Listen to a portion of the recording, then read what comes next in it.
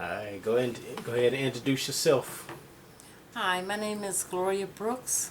I am the mother of Zebulon and Sean Brooks from Macon, Georgia. And I am here with my son, Zebulon Brooks, and he would like to discuss my time in growing up during the civil rights movement in Georgia. What was life growing up in Georgia? Um, well, I grew up under some strict parents, especially my father. He made sure that we attended church, school. Church was the most important thing in his life. And we didn't have a whole lot of running around in the streets and doing this type of thing. My father wanted to make sure that when night fell, we were in the house. So growing up, it was basically family. That's what it was like, family.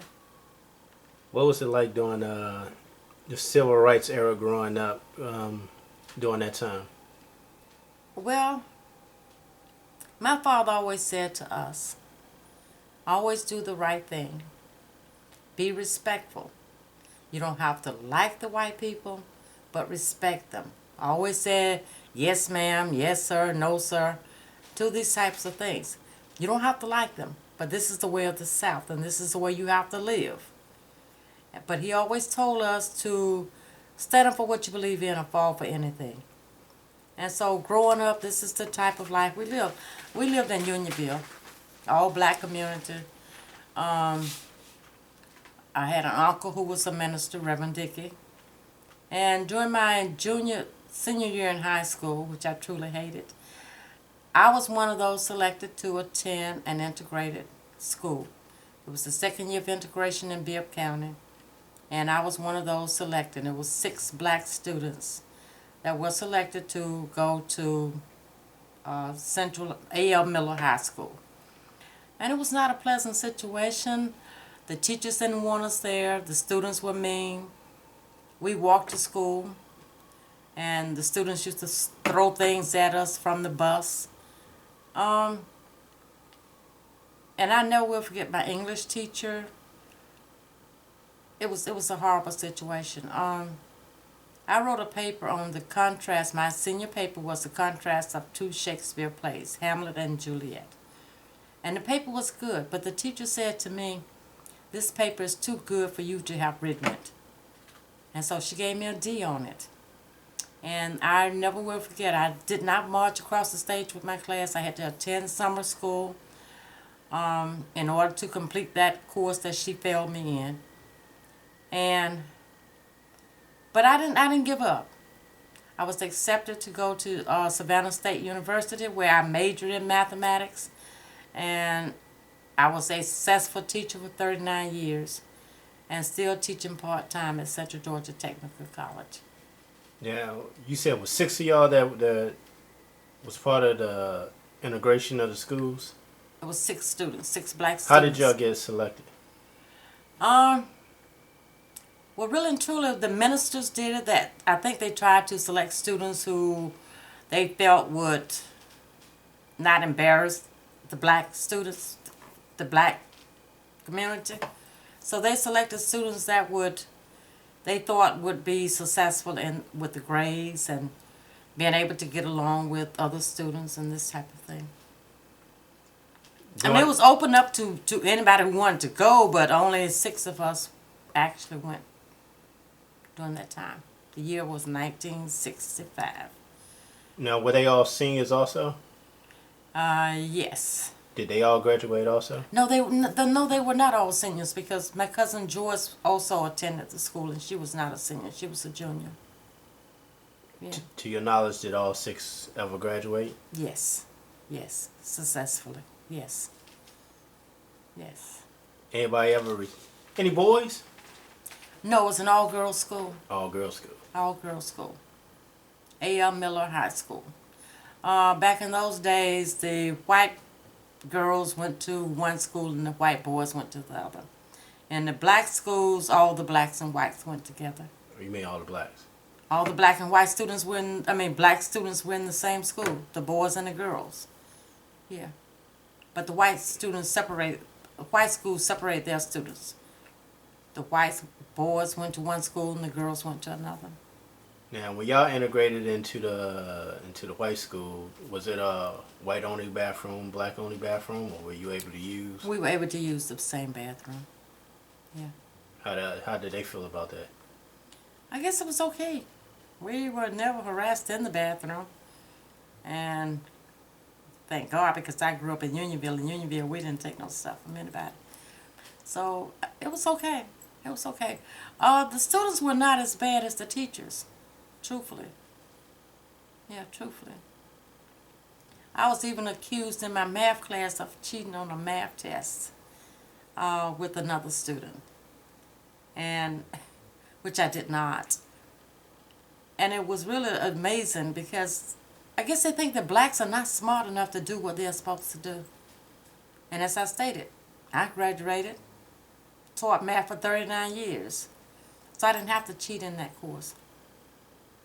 But this is the type of situation that we got into, with these teachers.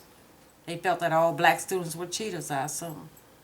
How was it? How was the experience traveling with your Uncle Dickie during the Civil Rights time? And what do you mean traveling with him? Going to the different states, I guess, to set up. Usually when we went from state to state traveling, it was for the conventions, National Baptist conventions and this type of thing. So it was not for the civil rights movement. Most of the civil rights work was done in Macon, in Bibb County, to, I guess, around the country, but I did most of my civil rights work in Bibb County. We had white students that came down from the north. They came to our church, Center Hill Baptist Church, and we worked together. We went to different restaurants and sit in at counters to integrate with these white students from the north. How was that experience? I enjoyed it. I enjoyed every minute of it. I was just grateful that I was never arrested. Never got arrested or beaten like most students, or a lot of students did in the South. I was never one of those. How did people feel about that when they found out about Medgar Evers? Getting killed? It was a sad time, but it was not as bad as it was with Martin Luther King. Because when Martin Luther King got killed, that's when people started burning. I was in college at the time, and students were burning mattresses from the dormitory and this type of thing, which I could never understand why you would destroy your own. Why burn up something that you have to have because you're angry? I never understood that. During going back a little bit, how many brothers and sisters, for people that don't know? I had 3 brothers and 3 sisters, 7 of us all together. And you were the only one who went to college? The only one in college, yes. Yes. The only one from my family. Why you think that is? My family could not afford to send us to college. I went on loans, college loan. I got a college loan and went to college. My family could not afford to send us to school like that. How you feel about today with, did you ever think there'll be a black president? I did. But I didn't think that I would live to see it. And my father used to say that there will be a black president. He said he may not ever get to see it, but he know that one day this country would change and there would be a black president. And I'm just grateful that I was alive to see this happen. What would you think your parents would say today if they was here to see that? I think they would be very, very happy and pleased that we have a black president in the White House. I think they would be happy. Yeah. Was the integration of schools a good thing or a bad thing in your opinion? I think it was a bad situation, and I'm going to explain to you why I think it was a bad situation. When I attended the black high school, you had teachers that cared about you. They were more than just teachers. They were your counselors. They were your parents away from home. They weren't there just to collect a paycheck. They cared about the students. And then you had role models. Back then, during that time, teachers came to class dressed, just like they were going to church. They were dressed. They didn't come to school in jeans and pants and this type of thing. They came dressed. And so they set a standard for students. And I looked at my teachers and I said, I want to be a teacher. I want to be just like that teacher. And then we integrated the schools, and it's not the same because the white teachers really did not care. Not all of them didn't care about the black students. It was their job. When integration came through, they had to teach some black students, so they accepted the fact they have to teach. This is my paycheck. I get a paycheck, so I got to teach these black kids. But all of them didn't really care about the black kids. And so to me, the role model situation was lost along the way. Standards were lost because students were expected in the black schools to do certain things. It was in the black schools that we learned more about the Bible than we did in the church. Because every day we were told that we had to know a scripture in the classroom. We prayed in the classroom. So yeah, you learned, the classroom took over where the church left off. And then when integration came along, all of this stuff was removed. Yeah. So it's a big difference. A big difference. Once you finished school, you began teaching up in D.C.? In D.C. How was that? It was an experience I would never forget. But first I need to tell you about my student teaching. I was doing my student teaching in Savannah under a black teacher. And I never will forget it. It was during the integration time. And we were in this white school, integration. And the teacher said to me that I would not make a good teacher. I never will forget her saying that to me. That she didn't think that I would do good in the classroom. And I said to myself that day, I'm going to prove this lady wrong. And I wished I could remember her name because I forgot her name. But I wished I could remember her name because I did very well. Star teacher. I got so many recommendations, accommodations as a teacher. Most respected teacher. I just got so many awards, and I think that I became a great teacher, all because someone told me that I was not going to be a good teacher. Yeah, and I had to prove to myself, I know I can do this, and I'm going to do it. And then when I moved to D.C. and started teaching, I never forget that first experience. The students took my textbook and everything else and threw it out the window of the class. I mean, they were off the chain. I mean, these were some bad kids, rough kids in D.C. And I thought to myself, okay, I am 700 miles from home. I need this job. I'm either going to be a good teacher, effective teacher, or I'm going to let these kids run me out of the classroom. So I had to make a decision. What are you going to do? And I did what I had to do. I taught the students. I taught the students. I did not let them drive me out of the classroom. Yeah, and I enjoyed every minute of my teaching experience. How did you wind up in the rough area of D.C. teaching off the bat? During that time when I was in college, they used to send recruiters out to recruit students to teach in different areas. And every year, well, for the last 2 years of my college life, I used to come to D.C. to work during the summer to earn money to help pay my way through college. And so I decided I wanted to live in D.C. So when D.C. recruits came through, I signed a contract to teach in D.C. And that's how I wound up in D.C. How the family feel about that? It was okay with them because I had a job, and they knew that I used to come to D.C. every summer, so it was okay with them. Yeah, it was fine. Because it was not like I just moved to D.C. and was out on my own. We lived in a house with, about 6 or 7 other girls who all had jobs. But it was like we had a house mother, so it wasn't like we were out on our own. Yeah. How you feel about the educational system today? It's horrible. And I hate to say that, but I think that parents should not leave the education up to the schools. I think parents need to work with their children, make sure that they are doing things that the classroom is not providing for them to do. I remember the summer that my granddaughter Zana came down to visit with me.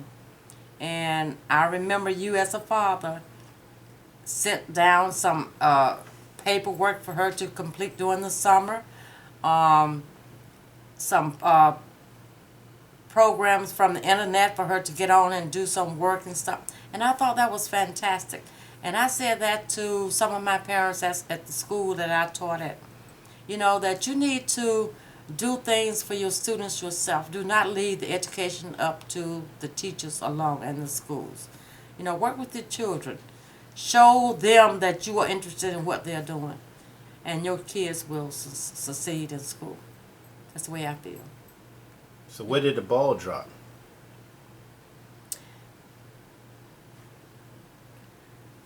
Me, I have never cared too much for administrators. And when you're working in a school system and the administrator cannot back the teacher, and you have low self-esteem among the teachers, then you're not going to be successful in your school.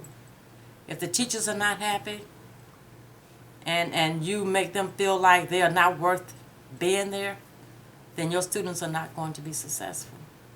That is the way I feel. That you have got to have administrators who are willing to say, I'm going to work with my teachers 100% to ensure that they have everything they need to educate these children. Because these parents have entrusted these children into our care, and we need to do everything that we can to ensure that they are learning. And when we get to that point where the administrators are working fully with the teachers, then I believe that students will start learning again. That's the way I feel. Now, did y'all have SATs doing that back then? Yeah, we did. We did. But it was not a whole lot of emphasis put back then on the SAT. But yes, we did have the SAT. And yes, I did take the SAT test. And yes, I did okay. Yeah. Yeah, we did. But all of this testing that they're doing with the students now, no, we did not have all of that back then. Teachers taught, students learned, and you enjoyed doing what you did. And now you have all of this testing. So what are teachers doing now? They're teaching the test. They're not teaching students to learn anything. All they're doing is teaching students to, pass a test. Because teachers are being judged on the number of students that they teach that pass a test. So teaching is not fun anymore. They have taken that out of the classroom. Yes. Will you say it's harder and harder to find good teachers now? I think so. I do believe so. And my heart just go out to all these young people who are going into the teaching profession, because first of all, in order to teach, the first thing that you've got to do is love children. And if you don't love children, you have no business in the classroom. That is not a place for you. You have got to reach out and love these children. Because some of these children come from broken homes. They come into your classroom. They might not have slept all night. I've taught students who had 2 and 3 jobs taking care of their brothers and sisters. And they come to school, they're tired. And so we have to reach out to these kids and listen to them and talk to them. You're not just a teacher to them. You are also a counselor. Sometimes, they tell you not to get too close to these students. Don't ever feel that way. You got to love them. I used to take food to school. and feed my children because I knew that they were hungry. Some of those kids came to school, didn't have breakfast, didn't have dinner the night before. And so, yes, I would keep snacks in my room for my students. And my students knew this. Yeah. I used to feed them because I knew that quite a few of them were hungry. And so you have to reach out to them. You got to let them know that you care. And when you let students know that you care, they're going to do everything they can to be successful for you. Yeah. And for themselves. Do you ever run into former students? Yes, I do. I ran into one a couple of weeks ago at Walmart. And we walked past each other. The next thing I know, he was back in the store again. Are you Miss Brooks? Yes, I am. Do you remember me? Yes, I do. I taught him at Northeast class of 2002, and he is now a math teacher in Savannah. And he attended Savannah State University, the same school that I attended. And now he's a math teacher in Savannah. So I run into quite a few of my students, former students. Some I recognize, some I don't. But I pretend I know them. But yeah, I run into quite a few of my students. And I am friends with a whole bunch of my former students on Facebook. Yes. So I still keep in touch. And I know what some of them are doing. And so it's a joy to know that they are being successful. Yeah. What advice can you give? What advice would you give the teachers are coming into the profession now? Like I said before, the first thing you need to do is to have a passion and love for children. You've got to love children. And you've got to love what you're doing, because if you don't like what you're doing, then you don't have any business in that classroom. How can you teach somebody something that you don't even like yourself? You know? You got to have a passion for it. You've got to feel like, okay, my thing was I used to go home at night and worry about a couple of students. What can I do to reach this student? This student is not being successful. What do I need to do to change my way of teaching so that I can help this student to be successful? And so these are the types of things that you worry about. If you were not a good teacher, then it wouldn't bother you. But it bothered me to think that here's a student in my class and he's slipping through the crack, and I need to do something to help this student to pass this class. What can I do? And so I would change my method of teaching. You don't do the same thing over and over again and expect different results. Now, how did administrators feel about that? Because remember I was telling you about how they wanted them to Yana and Jay to do math a certain way, and I was like, why they just can't do it the way we used to do it?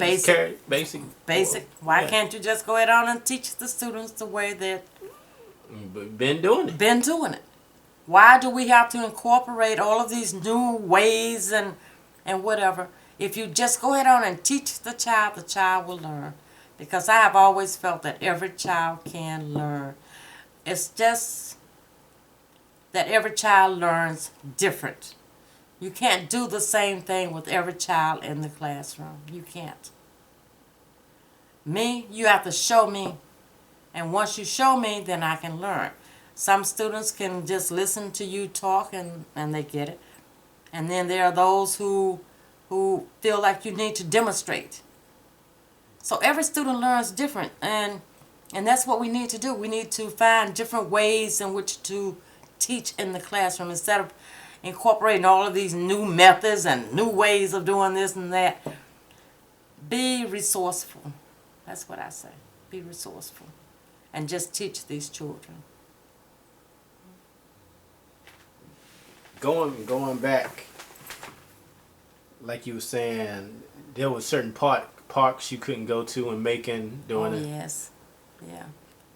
I mean, that was a park right down the street from our house, Techno Square Park, that blacks were not allowed to go in. But then one day we decided, okay, enough is enough. And so a whole group of us, walked to the park, and we decided that day we were going to integrate that park. And so we all walked to the park. I never will forget that day. And we were met by a group of rowdy people with baseball bats and everything else. And of course a fight broke out in the park. And the police were called and everything. But we went back again the next day. And we kept going back and going back. And now today that park is integrated. Blacks are allowed to go into that park. But you have to, as my father says, stand up for what you believe in, or you fall for anything. And we were determined that this park was not that far from our home and almost in our neighborhood, and we were going to be in that park and play, just like the white kids. And so we kept going back and going back and going back. The baseball bats did not deter us. And it is integrated. Yeah. Was there a lot of trouble with the police during that time? Not really, because the police didn't come down in our area too much. Like I said, I lived in Unionville, and Unionville just didn't take a whole lot of stuff. So police really didn't come in our area that much. Yeah, especially during integration. When we were integrating the buses and this type of thing, no, police didn't come around like that. But now, they're all over the neighborhood because we have a lot of killings, black on black killings in the neighborhood. And what that stem from, I have no idea. Yeah, I was going to ask you where that stem from. We have gangs, different gangs in Georgia and Macon. The Crips, the Blood. And now they have some other gang, a new gang in Georgia, Macon, I can't think of whatever it is, some new gang. I've never heard of this foolishness. But they go around snatching people's wallets and pocketbooks and stuff. And taking whatever they want to take from people. And whatever their name is, whatever this new gang is. So that's what it is. It's like a gang-on-gang war going on now in Bibb County. And it's getting worse. It's not getting any better. You're getting a whole lot of young people getting killed now. And back in our day, you didn't fight with guns and this kind of thing. You fought, and then the next day, you're friends again. But you lived to fight another day. You didn't have all these guns and whatever these people are doing, fighting with. You just fought. And you lived. And now everybody's getting killed, shooting, and whatever else. Did you ever have bitterness toward white people? Because you got white friends now. No. I have quite a few white friends. Some of my best friends are white friends. And so, was I put out by all of this stuff that was going on now? And the question should be, did all of the white students at the school act the same? No, they didn't. You had some very, very nice white students at that school. And like I said to everybody, like I tell people, you're not born with racism in you. You're taught it. And if your parents teach you to be racist, then that's what you're going to be.